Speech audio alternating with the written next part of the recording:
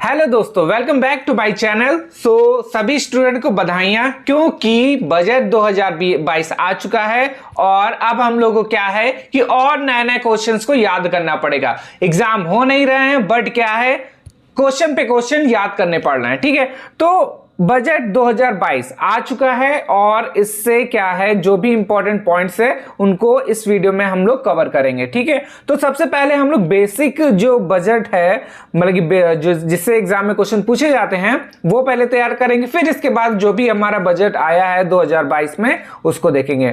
ठीक है, तो देखिए जो बेसिक बजट है वो तो हमारा पॉलिटी से कवर हो जाएगा और बाकी करंट अफेयर से।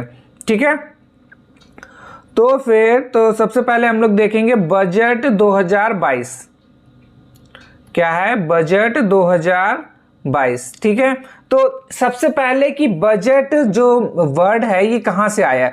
तो ये जो बजट वर्ड है फ्रांस के बॉगेटी से आया है। ठीक है, जिसका मीनिंग है स्मॉल लेदर पर्स। ठीक है, और ये संविधान के अनुच्छेद 112 में है। बट एक चीज और याद रखिएगा, इस पे बोला गया है कि भारतीय संविधान में बजट शब्द का कहीं भी जिक्र नहीं है। तो याद रखिएगा जो बजट शब्द है इसका कहीं भी जिक्र नहीं करा गया है, बल्कि संविधान में अनुच्छेद 112 में इसे वार्षिक वित्तीय विवरण, ठीक है, वार्षिक वित्तीय विवरण नाम दिया गया है। तो याद रखिएगा अगर क्वेश्चन पूछा जाए कि बजट शब्द किस आर्टिकल में है तो 112 में है, बट उसका बजट नाम नहीं है। क्या नाम है? वार्षिक वित्तीय विवरण। ठीक है, फिर इसके बाद इस विवरण में क्या होता है कि सरकार जो है पूरे साल में अपना अनुमानित खर्च, याद रखिएगा अनुमानित खर्च और होने वाली आय का ब्यौरा देती है। ठीक है, बजट में शामिल सरकार के खर्चों के अनुमान को लोकसभा अनुदान की मांग के रूप में पारित करता। कौन करता पारित? लोकसभा। ठीक है, अब यहां से स्टार्ट होता है हमारा करंट अफेयर, जो हम लोग से एग्जाम में पूछे जा सकते हैं करंट अफेयर के तौर पे। तो वित्त मंत्री सबसे पहला ही आ गया कि वित्त मंत्री जो भारत की है कौन है? निर्मला सीतारमण। ठीक है, कब करा है? मंगलवार को लोकसभा में आम बजट पेश करा। कौन सा बजट है ये? हमारा आम बजट है। वित्त मंत्री के रूप में कौन सा बजट प्रस्तुत हुआ है? किस नंबर का बजट प्रस्तुत हुआ है? तो चौथे नंबर का जो बजट था इन्होंने प्रस्तुत करा है। ठीक है, इनके कार्यकाल में चौथे नंबर का बजट है ये। तो फिर से एक बार देखते हैं कि किसने प्रस्तुत करा है। निर्मला सीतारमण कौन है? वित्त मंत्री हैं। किस मतलब कि सभा में प्रस्तुत करा है? लोकसभा में प्रस्तुत करा है। कौन से नंबर का था इनका? तो ये हो जाएगा चौथे नंबर का। ठीक है, फिर इसके बाद क्या है? वित्त मंत्री ने बजट में पेश किया 25 साल का ब्लूप्रिंट। ठीक है, फिर आम बजट में आत्मनिर्भरता पर सबसे ज्यादा खर्च है। ठीक है, किस पे सबसे ज्यादा खर्च करा गया? आत्मनिर्भरता पे। डिजिटल इंडिया बनाने के लिए कई बड़े ऐलान करे गए हैं। ठीक है, अच्छी बात है। और फिर इसके बाद क्या बोला गया है? वित्त मंत्री निर्मला सीतारमण ने मंगलवार को आम बजट प्रस्तुत किया। ठीक है, चलो हटाओ इसको, किनारे करो। फिर इसके बाद क्या बोला गया है? इसमें सस्ते मकान, 60 लाख नौकरियां, पता नहीं कहां से देंगे 60 लाख नौकरियां, पता नहीं, और डिजिटल इंडिया बनाने पर जोर दिया गया। वहीं आधारभूत ढांचे पर 35% ज्यादा खर्च करने का ऐलान भी, हालांकि कर दरों में बदलाव नहीं हुआ। ठीक है, तो ये इंपॉर्टेंट है, कर दरों में बदलाव नहीं हुआ, घंटा नहीं हुआ, चलो कोई दिक्कत नहीं है इस पे भी। फिर इसके बाद आगे है, हाँ अब देखिए मेन जो है कि क्या कितना बजट पेश हुआ है। तो 39.45 लाख करोड़ का बजट पेश किया। किसने पेश किया है? सीतारमण ने। पिछले साल के मुकाबले कितना अधिक है? 4.61 लाख करोड़ ज्यादा है। ठीक है, जो पिछले साल हुआ था उससे 4.61 लाख ज्यादा है। तो ये हो गया हमारा कुछ इंपॉर्टेंट पॉइंट्स। अब यहां से स्टार्ट होता है क्या हुआ क्या नहीं हुआ। तो क्या सस्ता हुआ? ठीक है, क्या हुआ सस्ता? तो क्या सस्ता हुआ? तराशे गए हीरे, कैमरा लेंस और हींग। ठीक है, क्या क्या हो गया? तराशे गए हीरे, कैमरा लेंस और हींग, ये क्या हुई हैं? सस्ती हुई हैं। और क्या है? कोको बेश मिथाइल अल्कोहल और एसिडिक एसिड। ठीक है, ये क्या हुए हैं? सस्ते हुए हैं। अब क्या महंगा हुआ है वो देखते हैं। तो महंगा हुआ है, कृत्रिम ज्वेलरी महंगी हो गई है, हेडफोन महंगा हो गया और इलेक्ट्रॉनिक खिलौने, ठीक है, ये 3 चीज़ें महंगी हो गई हैं। अब इसके बाद और देखते हैं क्या है। अब है 5 बड़ी जो घोषणाएं करी गई हैं उनको देखेंगे, ठीक है। तो घोषणाएं क्या हुई हैं ये देखते हैं। देखिए पहली घोषणाएं क्या है। पहला हो जाएगा डिजिटल करेंसी पर लाएगा, कौन लाएगा? रिजर्व बैंक, ठीक है। कौन लाएगा? रिजर्व बैंक क्या लाएगा? Digital currency. तो डिजिटल अर्थव्यवस्था को बढ़ावा देने के लिए वित्त मंत्री ने डिजिटल करेंसी लाने का ऐलान किया। उन्होंने कहा कि अप्रैल से शुरू हो रहे वित्त वर्ष में रिजर्व बैंक डिजिटल रूपी पेश करेगा, ठीक है। तो वर्चुअल संपत्ति और उससे होने वाली आय पर 30% कर लगाने की घोषणा की गई है। इससे या लेन देन में निगरानी आएगा, ठीक है। फिर है सेकंड क्या बोला गया, 5G की लॉन्चिंग इसी साल होगी, ठीक है। तो 5G मोबाइल जो सेवाएं हैं की शुरुआत के स्पेक्ट्रम की नीलामी जो है इसी वित्त वर्ष में की जाएगी और दिल्ली समेत बड़े शहरों में पहले शुरुआत होगी। इससे दूर संचार क्षेत्र में बूम आएगा और रोजगार के अवसर पैदा होंगे, ठीक है। और क्या कौन सा मॉडल है? PPP model. PPP मॉडल के तहत सुदूर क्षेत्रों पर नेट पहुंचेगा ताकि लोग शहरों की तरह इसका उपयोग कर सकें, ठीक है। मॉडल याद रखिएगा PPP मॉडल। फिर इसके बाद 80 लाख सस्ते घर बनाए जाएंगे। कितने लाख? 80 लाख। 80 लाख सस्ते घर बनाए जाएंगे। तो किस योजना के तहत बनाए जाएंगे ये भी देख लीजिए। प्रधानमंत्री आवास योजना के तहत देश भर में 80 लाख सस्ते घर बनाए जाएंगे। इसके लिए 2022 से लेकर 23 के बजट में 48,000 करोड़, याद रखिएगा 48,000 करोड़ रुपए आवंटित किए गए हैं, ठीक है। और ईयर याद रखिएगा 22 से 23। शहरी क्षेत्रों में ज्यादा राशि आवंटित की जाएगी जबकि गांवों के आधुनिक घरों का निर्माण किया जाएगा। केंद्र और सरकार दोनों मिलकर इसे पूरा करेंगे, ठीक है। फिर इसके बाद बोला गया है डिजिटल यूनिवर्सिटी बनाने की घोषणा की जाएगी। तो वित्त मंत्री निर्मला सीतारमण ने देश में डिजिटल यूनिवर्सिटी बनाने की घोषणा करी है, ठीक है। यहाँ अलग अलग भारतीय भाषाओं में विश्व स्तर की पढ़ाई होगी या ऑनलाइन शिक्षा को बढ़ावा देगा। साथ ही स्कूली शिक्षा और रोजगार के पाठ्यक्रमों से वंचित रोजगार युवाओं के लिए बड़ा प्लेटफॉर्म भी मुहैया कराएगा।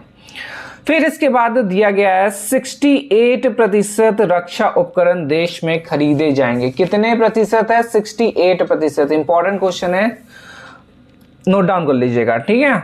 और फिर इस पे है रक्षा क्षेत्र में मेक इन इंडिया अभियान के तहत, याद रखिएगा मेक इन इंडिया अभियान के तहत है घरेलू उद्योगों को बढ़ावा दिया जाएगा। वित्त मंत्री ने कहा कि वित्त जो वर्ष है 22-23 के लिए बजट 68% जो है घरेलू उद्योग के लिए निर्धारित किया गया है, जो 2021-22 में 58% था, ठीक है। रक्षा क्षेत्र में रिसर्च, AI और SPV को बढ़ावा देने पर जोर दिया गया। फिर इसके बाद कुछ और इंपॉर्टेंट है जैसे कि किसानों को खाते में पैसा और ड्रोन तकनीकी से होगी खेती। कौन सी तकनीकी से होगी? ड्रोन खेती से, ठीक है। अब देखिए कुछ इंपॉर्टेंट पॉइंट्स और हैं जो किसान से रिलेटेड हैं और जो अदर्स हैं वो देखेंगे। तो 2.37 लाख करोड़ MSP सीधे खाते में भेजेंगे, ठीक है।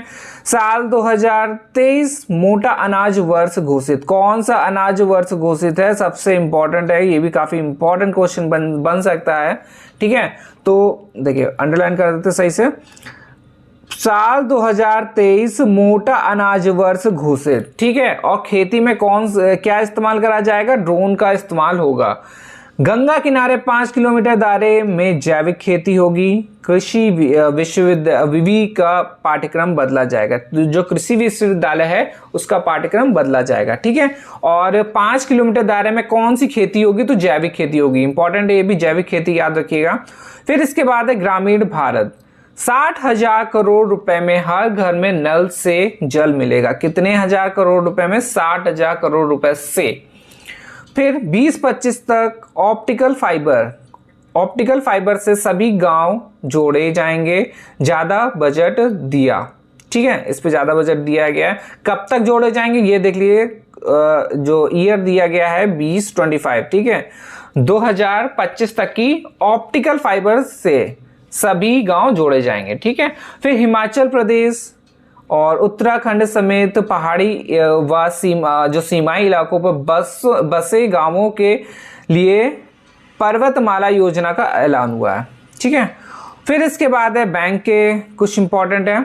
75 डिजिटल बैंक स्थापित किए जाएंगे देश के 75 जिलों में, ठीक है। तो 1 लाख जो पोस्ट ऑफिस मूल बैंकिंग प्रणाली से जुड़ेंगे, खाता ऑनलाइन संचालित कर सकेंगे। पोस्ट ऑफिस खातों तक अन्य बैंकों में पैसे का लेन देन आसान होगा। तो ये हो गया कुछ। और देखते हैं परिवहन से रिलेटेड है, तो 25,000 किलोमीटर राजमार्ग का निर्माण किया जाएगा। कितने हजार किलोमीटर? 25,000 किलोमीटर।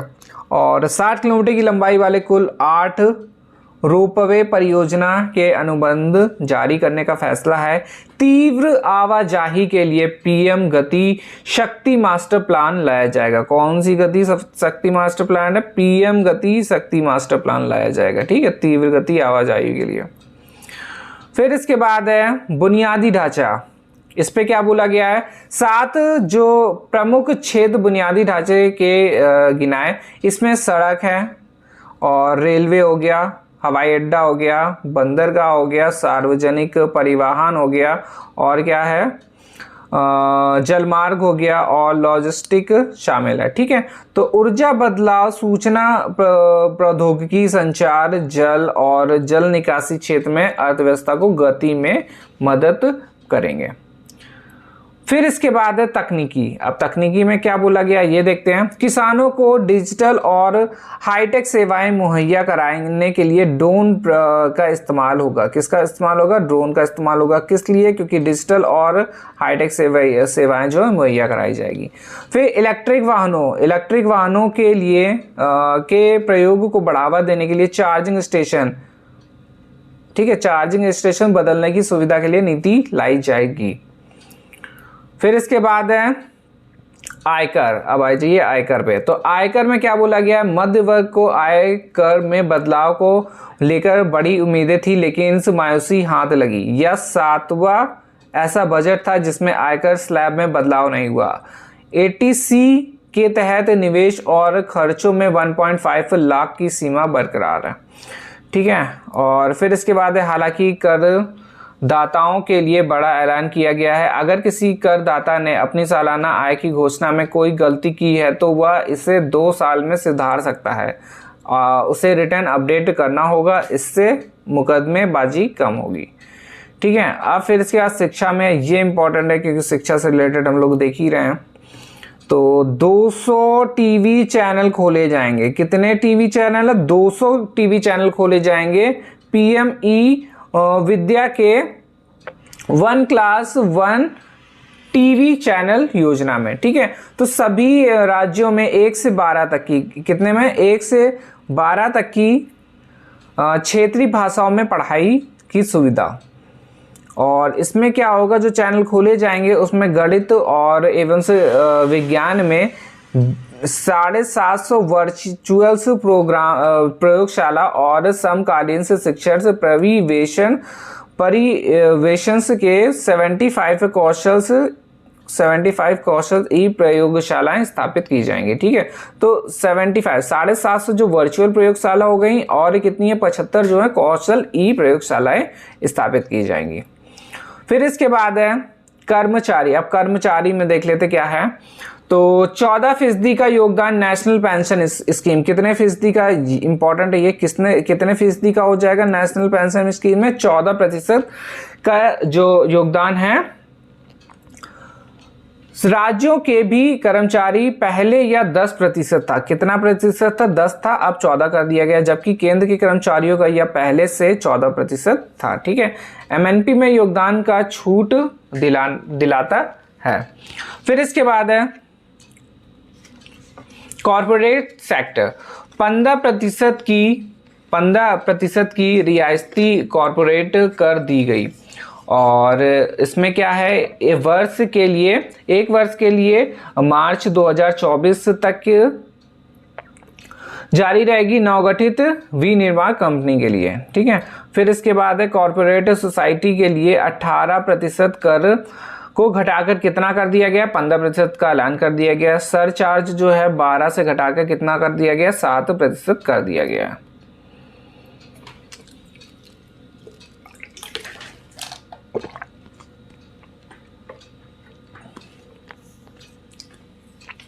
फिर इसके बाद है 6000 करोड़ रुपए सूक्ष्म लघु एवं मध्यम उद्योगों को मिलेंगे। कितने हजार करोड़, 6000 करोड़ है। 6000 करोड़ किसको मिलेंगे, सूक्ष्म लघु और मध्यम उद्योगों को मिलेंगे। व्यवसाय करने के सुविधा के लिए देश में कहीं भी पंजीकरण के लिए एक राष्ट्र और एक पंजीकरण स्थापित किया जाएगा। उद्यम से ई श्रम जो NMNCS और असीम्स पोर्टल आपस में जोड़े जाएंगे। 1 करोड़ से ज़्यादा व्यापारियों को अतिरिक्त कर्ज। फिर इसके बाद है युवाओं के लिए 60 लाख नौकरियां। कितने लाख, 60 लाख नौकरियां मेक इन इंडिया के तहत उपलब्ध कराई जाएंगी। ठीक है, मेक इन इंडिया के तहत उपलब्ध कराई जाएंगी। और 14 क्षेत्रों से शुरू हुए उत्पादन से जुड़े प्रोत्साहन योजना का दायरा बढ़ेगा। इससे रोजगार के मौके बढ़ेंगे। इस एनिमेशंस और विजुअल्स इफेक्ट, गेमिंग और कॉम्प्लेक्स में रोजगार की संभावनाएं टास्क फोर्स बनाकर काम करेंगी। फिर स्टार्टअप को कर में मिली छूट 13 मार्च 2022 तक जारी रहेगी। इससे युवा स्टार्टअप के लिए प्रेरित होंगे। फिर इसके बाद है रेलवे के बारे में क्या बोला गया ये देखेंगे। 400 नई वंदे भारत ट्रेन शुरुआत करेंगे। 1 प्रोजेक्ट 1 स्टेशन स्कीम लाई जाएगी, यानी हर स्टेशन पर एक खास प्रोडक्ट मिलेगा। इससे उस जगह की पहचान की जाएगी। फिर स्वास्थ्य में क्या बोला गया है, नेशनल डिजिटल हेल्थ इकोसिस्टम बनेगा। मरीजों तक जल्द पहुंचेगी स्वास्थ्य सेवाएं। मानसिक स्वास्थ्य सेवाएं जो देखभाल के लिए नेशंस टेलीमेटल प्रोग्राम, कौन सा प्रोग्राम है, नेशनल्स टेलीमेंटल हेल्थ प्रोग्राम। 23 टेलीमेंटल सेंटर खोले मतलब बनेंगे। कितने सेंटर बनेंगे, 23 हैं। फिर इसके बाद है रक्षा में क्या बोला गया वो देखेंगे। रक्षा क्षेत्र में अनुसंधान के क्षेत्र में स्टार्टअप्स को मौका दिया जाएगा। निजी उद्योगों को भी प्रोत्साहित किया जाएगा। रक्षा क्षेत्र के बजट में 25% हिस्सा रिसर्च पर खर्च होता है। कितना, रिसर्च पर खर्च किया जाएगा, 25% प्रतिशत जो हिस्सा है। फिर खेल बजट के लिए 3062 करोड़ रुपए आवंटित किए हैं। यह पिछले साल की तुलना में 305 करोड़ से अधिक है। 305 जो पहले था उससे 305 करोड़ ज़्यादा है। खिलाड़ियों को प्रोत्साहन से पुरस्कार राशि 245 करोड़ से लेकर 357 करोड़ हो गई है। पहले कितनी थी, 247 थी, अब 357 कर दी गई। अब कुछ रोचक बातें उसको देखेंगे।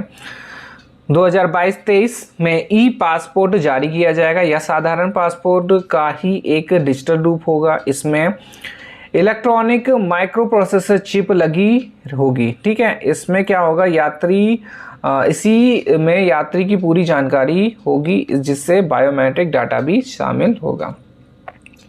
4 बार बजट पेश कर चुकी हैं वित्त मंत्री निर्मला सीतारमण ने। बजट के लिए मोबाइल ऐप लॉन्च किया गया है जिसका नाम यूनियन बजट होगा। ठीक है, क्या करा गया, बजट के लिए मोबाइल ऐप लॉन्च किया गया है जिसका नाम है यूनियन बजट है। इस ऐप में बजट से संबंधित जानकारी मिलेगी। इसके अलावा आप बजट के दस्तावेजों को भी डाउनलोड कर पाएंगे। ठीक है, मोबाइल ऐप है, क्या है, नाम बजट है। फिर देखिए कुछ स्पेशल कवरेज नेक्स्ट वीडियो में हम लोग देखेंगे क्या क्या है। मध्यम वर्ग को झटका, आय में कोई भी इजाफा नहीं हुआ है, ना तो घटा, बल्कि इस पर घटा ही नहीं है। सीधे किसानों के खाते में आएगी MNP। और स्वास्थ्य बजट में 17% जो फीसदी का इजाफा हुआ, मतलब कि 17% बढ़ गया। फिर इसके बाद एक ये इंपॉर्टेंट है, केन बेतवा लिंक परियोजना से बुझेगी बुंदेलखंड की प्यास। उद्यमी बोले फ्यूचर्स बजट लाएगा सुनहरा दिन। और 10,000 करोड़ का होगा कानपुर का रक्षा उद्योग। दिग्गजों ने माना मुश्किल हालात में बेहतर बजट। 5G के दम से रोजगार बढ़ने की योजना। ठीक है, तो ये हो गया हमारा कुछ इम्पोर्टेंट्स जो बजट से हैं, जिससे कि क्वेश्चंस आ सकते हैं। तो सबसे पहला तो यही कि बजट्स के जो बेसिक्स है उनको भी आप लोग तैयार कर लीजिएगा, क्योंकि इससे भी क्वेश्चन से पूछे जा सकते हैं पॉलिटी का जितना भी पार्ट है। और करंट अफेयर के लिए तो पूरी है ही इस पे कि जितना भी और जो भी इम्पोर्टेंस है वो सब भी। तो नेक्स्ट वीडियो में हम लोग और भी इम्पोर्टेंट क्वेश्चंस के साथ मिलेंगे, और इसके अच्छे क्वेश्चंस हैं, इस पे MCQ क्वेश्चंस हम लोग बाद में करेंगे इसके। ठीक है, तो चलिए आज के लिए इतना ही रखते हैं। धन्यवाद।